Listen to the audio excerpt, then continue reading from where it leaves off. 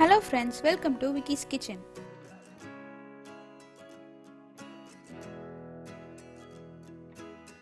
இன்னும் நீங்க என் சேனலுக்கு சப்ஸ்கிரைப் பண்ணலனா மறக்காம சப்ஸ்கிரைப் பண்ணிடுங்க. பக்கத்துல இருக்க பெல் ஐகானை கிளிக் பண்ண மறந்துடாதீங்க. இன்னைக்கு நம்ம மோர் குழம்பு எப்படி செய்யறதுன்னு பார்க்கலாம். 2 டேபிள்ஸ்பூன் கடலைப்பருப்பு நல்லா வாஷ் பண்ணி 15 மினிட்ஸ் ஊற வச்சிருக்கேன். இப்போ ஃபர்ஸ்ட் இதுக்கு பேஸ்ட் ரெடி பண்ணிடலாம். இந்த கடலைப்பருப்பு சேர்த்துக்கோங்க.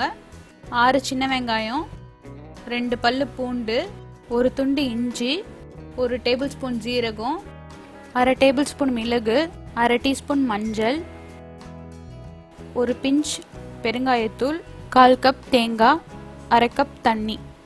இப்போ இதை நல்லா திக்காக அரைச்சி எடுத்துக்கோங்க.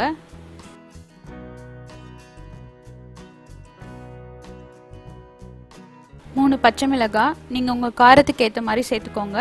இப்போ இது இன்னொரு தடவை அரைச்சி எடுத்துக்கலாம். நான் இன்னைக்கு வெண்டைக்காய் போட்டு மோர் குழம்பு பண்ணுறேன். நீங்கள் ஏதாவது நீர்க்காய் மாதிரி கூட யூஸ் பண்ணிக்கலாம். ஒரு பேனில் 2 டேபிள்ஸ்பூன் எண்ணெய் சேர்த்து வெண்டைக்காயை போட்டு லைட்டாக ஃப்ரை பண்ணிக்கிறேன்.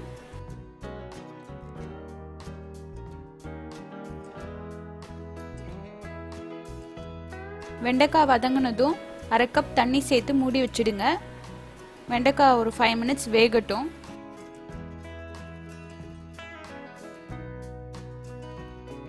இப்போ வெண்டைக்காய் நல்லா சாஃப்ட் ஆயிடுச்சு.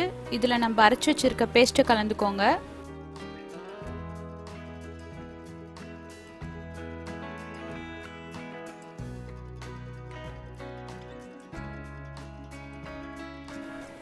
கொஞ்சமாக கருவேப்பிலை போட்டு நல்லா மிக்ஸ் பண்ணி விட்டுருங்க.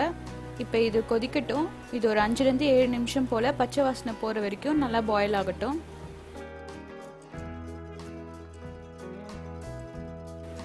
அவ்வளோதான். இதில் தேவையான அளவு உப்பு சேர்த்துக்கோங்க. இப்போ இதில் 1/2 கப் கெட்டியான தயிர் சேர்த்துக்கிறேன். தயிர் சேர்த்து ரொம்ப நேரம் கொதிக்க விடக்கூடாது. ஒரு 2 நிமிஷத்தில் ஆஃப் பண்ணிடுங்க.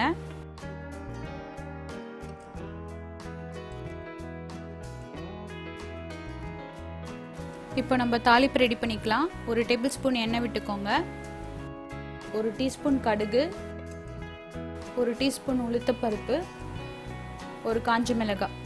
இதெல்லாம் பொரிஞ்சதும் நம்ம குழம்புல சேர்த்து கலந்து விட்டுருங்க. அவ்வளோதான், நம்மளுடைய டேஸ்டியான மோர் குழம்பு ரெடி.